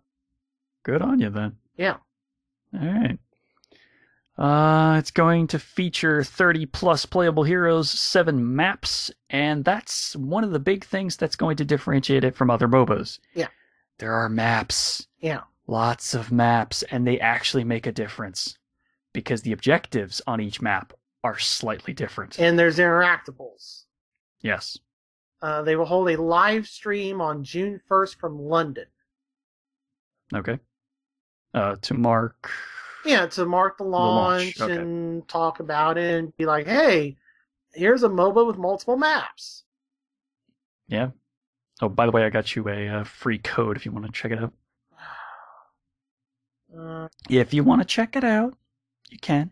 I tried Infinite Crisis. I didn't know what I was doing, and I think you'll have more luck with this because it's more. You kind of know what you're doing after the tutorial, so I think you might have a better chance with this one. Because I tried Infinite Crisis and said, "This is not for me." Yeah, and that was during its beta. I want to say right during its closed beta. Yeah. Well, something else Blizzard that's not in beta but is available on more platforms now. Hearthstone is available on iPhone, Android phone, and Kindle tablets. Indeed. All card collections remain cross-platform because it's all tied to your Battle.net account. So you can go to any system and you'll still continue your progress. Yep. That's cool. Which is good. Oh, it's so nice to be able to have that. That's one of the many benefits that the Battle.net account actually has. Well, here's something that's a little weird. So, we haven't heard too much from Overlord in the last couple of years. Yep. The last core game coming out in 2009. There is a new 4-player isometric Diablo-style Overlord coming out as a digital download here. Is it this fall or it's pretty soon? It's this year. Sometime later this year. Yeah, later this year. It's a $20 download. Yeah, it's for $20. That seems like an odd combo, but I mean, I'll check it out if there's a demo. Yeah, I mean, it's just that the thing is, this isn't Overlord style game. Oh yeah, people are pissed. Yeah. God, everybody's pissed at everything this week. It's so weird. Or last week. Yeah. So much news that made everybody pissed. It's so ridiculous. Stop getting worked up into a tizzy over nothing. The game is not out yet. Is the game good or bad? We don't know yet. So what's to get all up in arms about? Jeez. Well, something that people were pretty happy about, a standalone prequel to the most recent Wolfenstein game is coming out on May 5th for Xbox One, PS4, and PC. Indeed. It's called Wolfenstein: The New Blood. It will come for $20. It is a direct prequel to the events from Wolfenstein New Order. It's got some really brutal weaponry, though. Yeah. Oh, boy. So, yeah, back to killing Nazis. And apparently there's Nazi zombies. So, well, that the previous... All those games are linked, even though there's been different developers, and there was a lot of occult stuff in the Raven Software Wolfenstein from 2008 or 9, whenever that was. Well, that's partially rooted in truth, because there were a lot of rumors that the Nazis were involved in a lot of occult things. Yeah. So, I mean, it's grounded in a grain of truth. Yeah. But it just takes it to a extreme. Right. Which, I mean, that's fine if you're trying to make something a little different. It also does not require the New Order to play. Yeah, this is a standalone thing. Think Far Cry 3 Blood Dragon. Same type of thing. So, could be interesting. $20. Yeah. So, we'll see if that's worth grabbing it when that comes out. Yep. And, I had transitions before we started cutting things. Okay. This one I don't have a transition for. That's fine. So, well, let's just segue on into it. Yeah. So, for the new NBA 2K16 coming out this most likely October, Spike Lee will be in charge of the story mode. In recent years, they have featured like Jay-Z doing the music for 2K13. Pharrell had a big influence in 2K15 and appeared in the story mode for it. This year, trying to focus on the story mode, they have brought in Spike Lee for 2016. He'll be credited on the cover, much like Jay-Z was, like I said, for 2K13. The cover will be, much like 2K13 as well, will be shared by 3 different players. Stephen Curry of the Golden State Warriors, James Harden of the Houston Rockets, and Kevin Durant of the Oklahoma City Thunder. This will mark the debut of the cover, being on the cover for Curry and Harden, but for Kevin Durant, this will be the 3rd time he's been on the cover, although 2 of those 3 times he has had to share it. Any idea why he had to share? Just because 2K13, 2K11 had Jordan, 2K12 had Jordan, Bird, and Magic, so they were trying to transition to 2K13, and they just highlighted a bunch of players. 2K14 was all about LeBron. 2K15 was all about Durant, because that was the year he won MVP, or coming off the year he won MVP. So this year they're just going with the joint cover again, because as good as Stephen Curry is, they probably just feel he's not big enough, a name to carry the cover by himself. So we'll just split it up. I don't know why they don't do the cover vote thing that EA does, but whatever. Yep. It is what it is. Yep. And speaking of it is what it is, there is a new Adventure Time game coming out. When was that? Xbox One, PS4, and Wii U. Coming out in November. Yeah. Great time to put out. No, I mean, that's... everything. It's also 360, PS3, 3DS, and PC. Yeah, I mean, that's kind of when they release most games, really. I smell first Tuesday of November for this, because they don't have to compete with Call of Duty the same day. Probably. That sounds like a great time to do it. This is a fully 3D game. It's the first in the series that's gone fully 3D. It's going to have mind-bending puzzles, according to them. Okay. All right. Yeah, that's pretty much all there is. We'll have more info probably once it gets a little closer to release. Yeah, well, all right.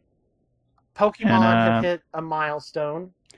How did I not realize that there were 720 Pokemon until right now? How? How is that possible? Well, it's possible. Their 720th has been announced. Yeah. Hoopa Unbound. So it's a new version of Hoopa. Yay.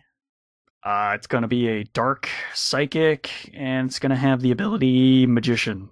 Not that I know what that does. How in the 1,000 pounds? Don't pay attention to that. Those things are fluff. The weights and heights. Well, heights. Man, that's tall. But yeah, heights and weights are kind of fluff. That they're not really necessary. Yeah, I don't. Hey, it'll be featured in the new movie, Hoopa and the Clash of Ages. All right. So that's where it's coming from, I guess. Yeah, can't wait to see him in Smash. No, I doubt it. The way to actually catch him is not been revealed yet. Alright, and some sad news, though not so sad that I'm going to shed a tear, but sad in just overall news. 2K Australia has been shut down. And this is more of a thing with Australia's government being very anti-video game. The 2K Australia was the last quote-unquote AAA studio left in Australia. And we all know Australia's past of banning video games. So yeah, this is just kind of the final drum. I mean, so how healthy the games, video games will be in Australia is kind of up in the air right now. Yeah. So their last official game before closing their doors was Borderlands the sequel. Kind of a shame. It really is. Yep. I mean, they did do some decent work, but unfortunately they just weren't given enough room to really try to do their own thing. Yeah, and also, like I said, they don't get the tax breaks in Australia that they do in Canada and the US, and yeah. So it's just very, and the cost of running a studio in Australia and getting all that stuff, it would be expensive for a multinational corporation to have a major office in Australia. Yeah. I mean, that's kind of part of the reason that they said in their official statement of why they were closing it down. So hopefully everybody can get back on their feet quickly. Yep. So in some news that we kind of only know the most broad strokes of what's going on with this, Telltale and Marvel have teamed up for a game. Okay. The game's not exactly due out anytime soon, though, because it's not coming until 2017. Yeah. And that's about all we got out of that. Okay. And again, speaking of we don't really know much, Square Enix will be holding a dedicated press conference at E3 this year. The same time historically as Nintendo. Tuesday morning. Well, this is going to be interesting. Yeah. I wonder which one I should watch. Methinks the Nintendo one would probably be better to watch live. Yeah. That's just my guess, though. I'll catch that on video on demand later. Yeah. But yeah, who knows what we're gonna hear from them during that press conference. So we'll have to wait and see. Alright, and that'll do it for the news. Well, you remember last episode where I tried to do, hey, we'll do the coming soon for 2 months together. Yeah. Yeah, some new things got announced, and I thought Street Fighter was one of them, but it's not. But there's games with confirmed dates. There are 2 GameStop exclusive retail games announced. So we kind of need to redo the coming soon for May.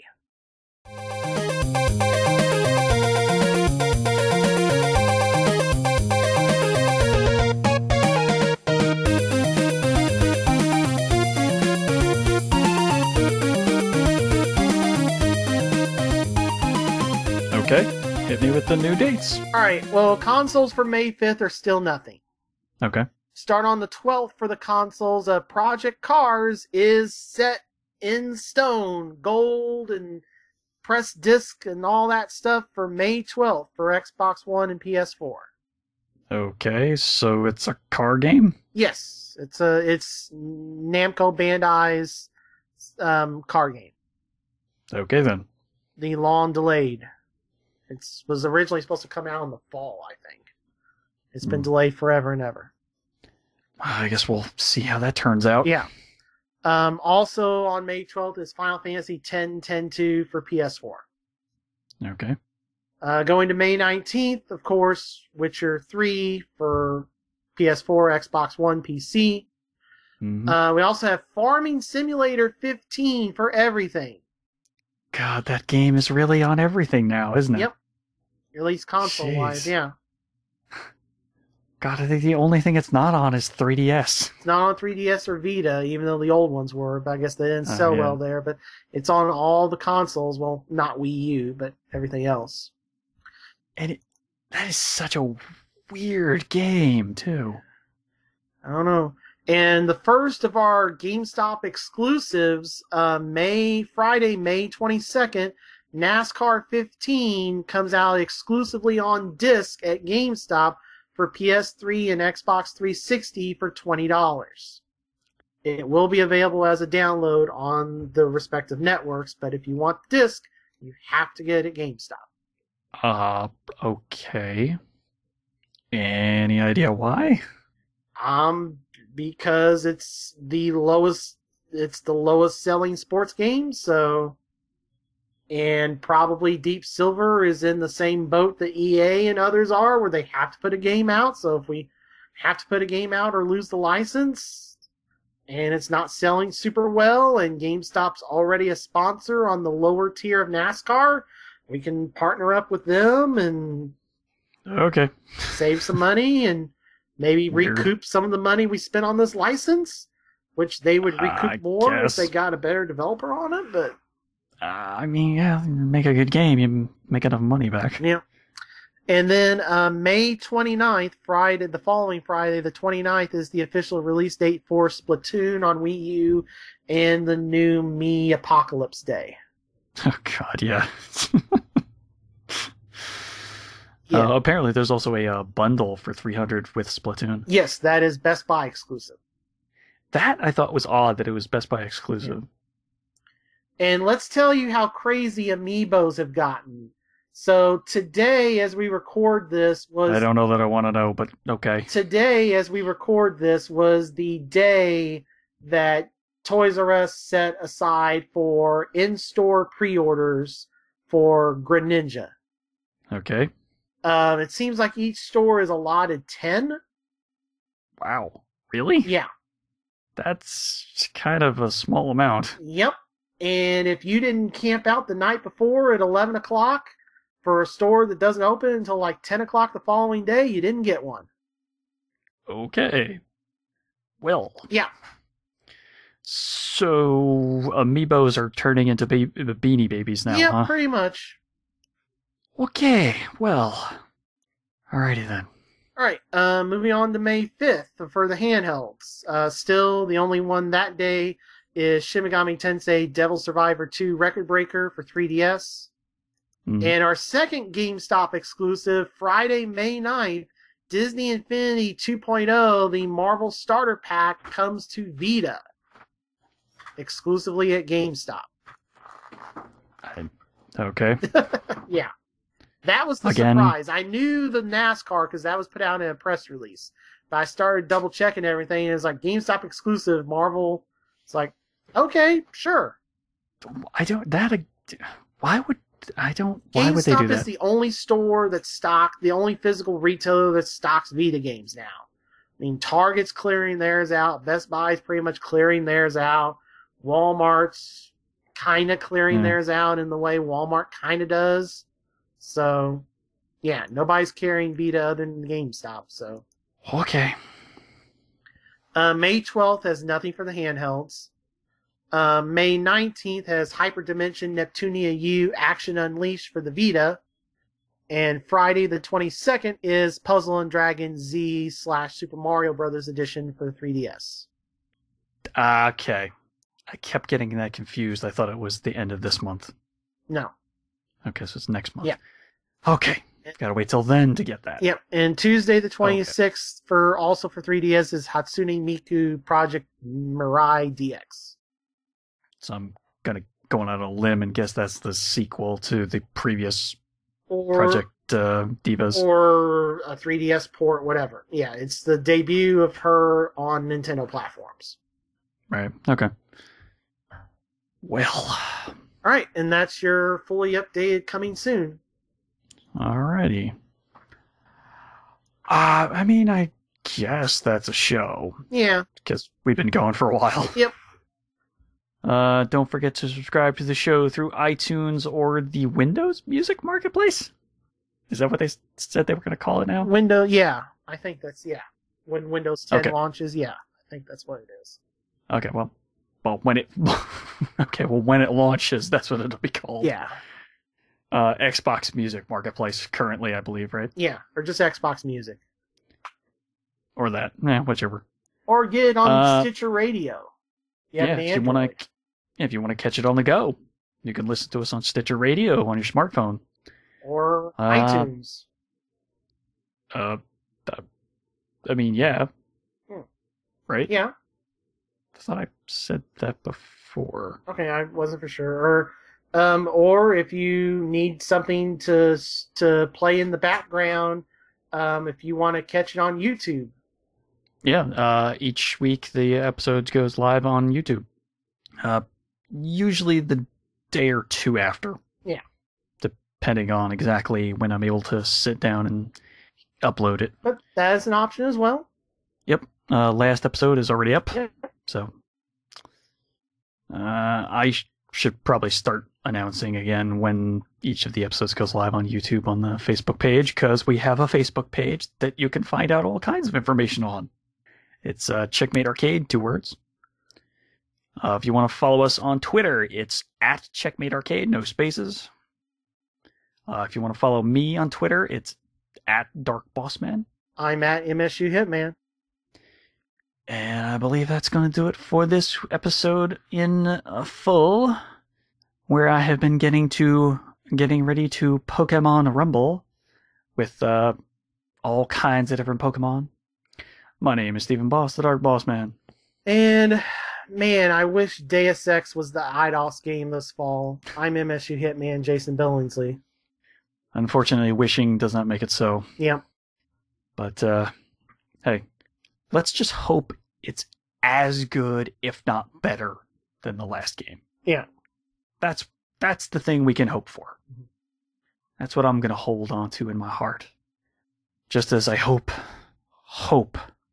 Black Ops 3 is not bad and is not ostracized just because it kind of has some similar mechanics to other games. I want to play it before I know. I don't even know where I'm going with this. I know. Let's... All right. We'll see you on live, PSN, and maybe even on the net. Peace out, everybody.